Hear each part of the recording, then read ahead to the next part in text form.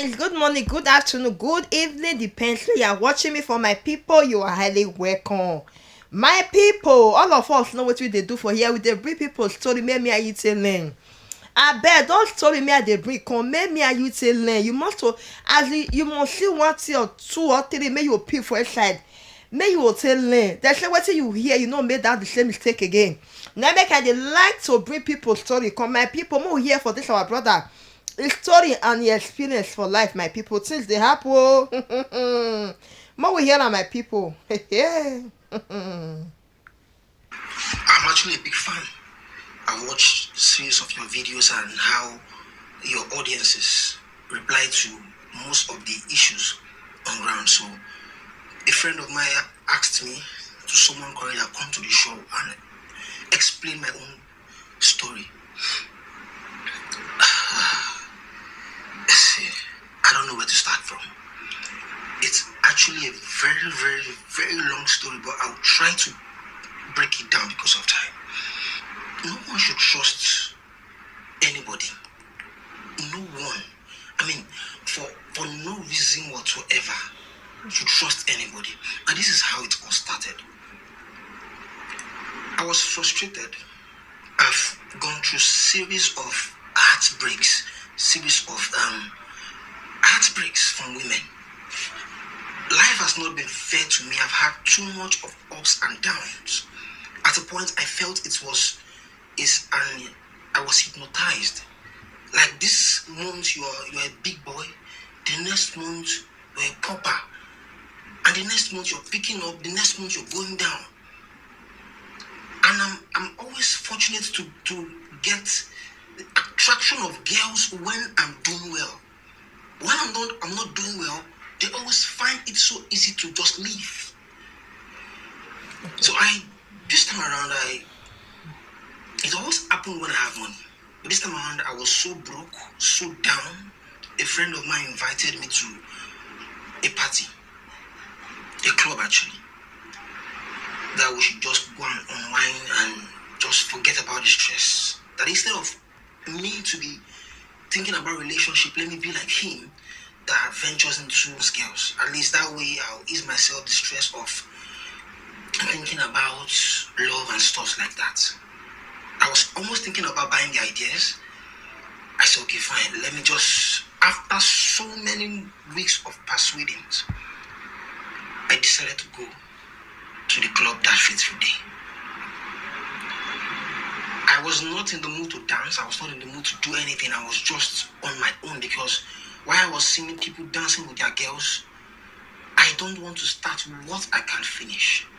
Because I know if I approach a girl, I just have that gift that if I approach a girl, she would fall for the looks.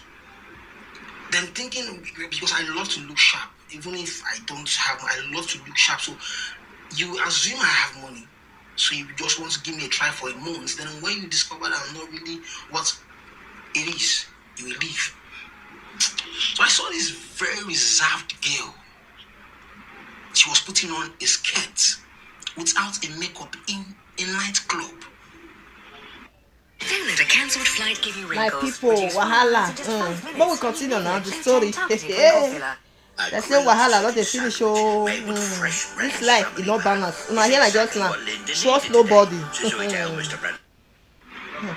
Something just caught my fantasy once I saw her. I was like, who on earth in this kind of area where everybody, the whole atmosphere was so energetic, everybody was dancing, smooshing and everything.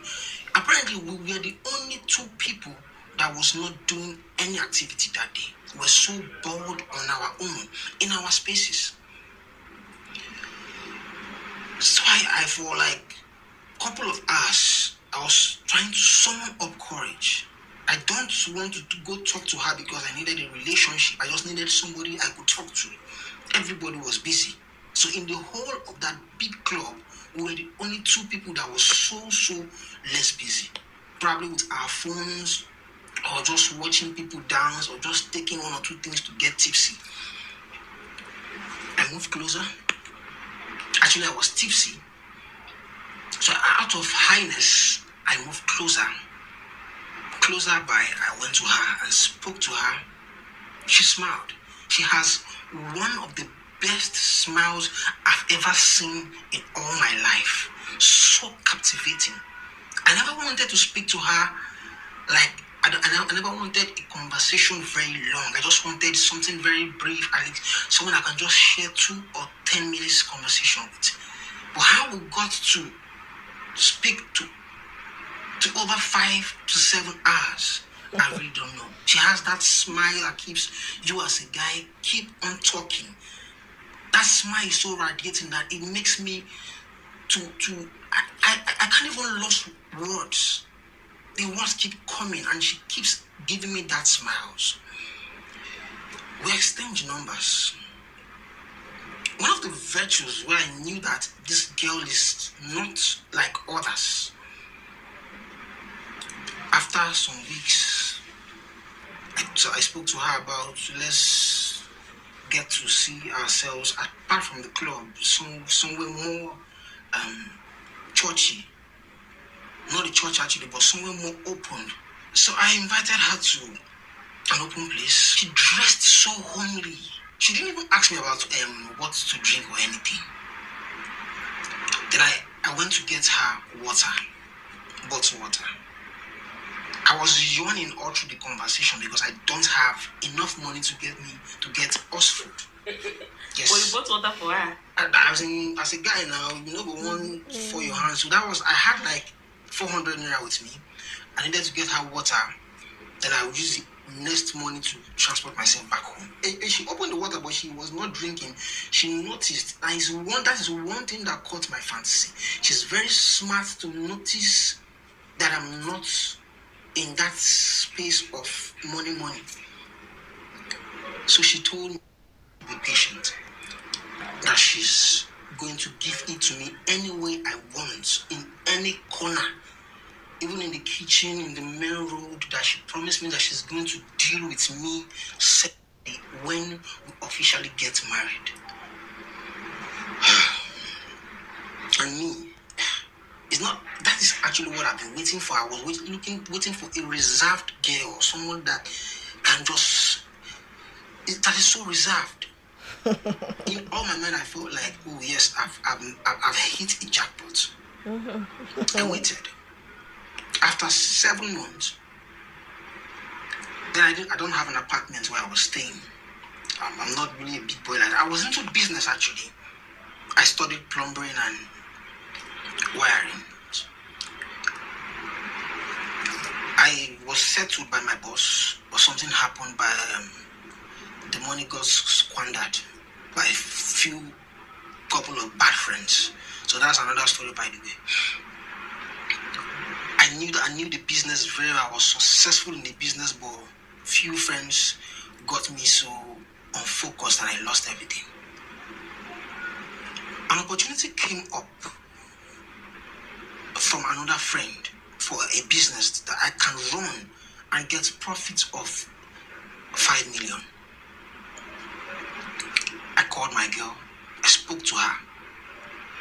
Then she said she had an apartment, a one-room self-contained, that we can come, I can come and be staying with her. I have pride. I have a whole lot of pride. I'm one guy that does not believe in staying or moving over to a guest place. Even if it's my one room, face me, I face you. If you really love me, enjoy with me in that space. That's my philosophy about life. So I let her know that it's not possible. I love her so much, but I cannot come down to living with her in that apartment. That I would work hard to get somewhere. But my dad is a very, very wealthy and influential man. He has 3 different houses. When I'm talking about houses, I mean very good buildings. Then why are you now suffering that you don't have money? My dad is not that kind of man that is really much into his own family. He's a very, I don't know. I think I can say he's a wayward man. He has 3 different wives. My mom is the first wife, not living together. married them and built a house for them differently, all in the same Ogun State. Whenever I go to him for help, he always tell me, he cannot help somebody that had decided not to be, someone that decided to be his enemy. I was like, how am I your enemy? We have 3 children actually. That my 2 elder brothers are in the same house with him, with their wives. Because I have policy. Right from my childhood, I have policy. Which is I cannot be staying in my father's house for a certain year.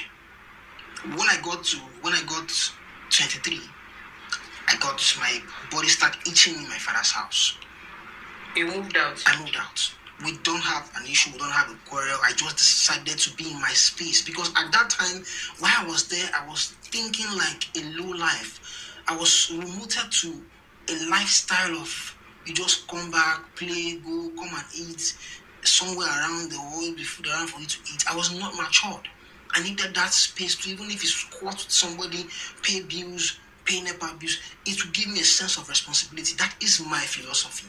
So I explained that to him that I would not want to live with you. I could come and visit and stuff like that. He had issues with that and stuff like that. I say, people see the son or people say they see the son or so in one room apartment in somewhere squatting with this one that I'm giving him bad names. My people, part 2 will dey this story. My people, this story dey interested well. E support those youth nowadays, and me and Jumo will get a lot to learn for this our brother story. Sit down, watch part 2, my people. Things dey happen, eh?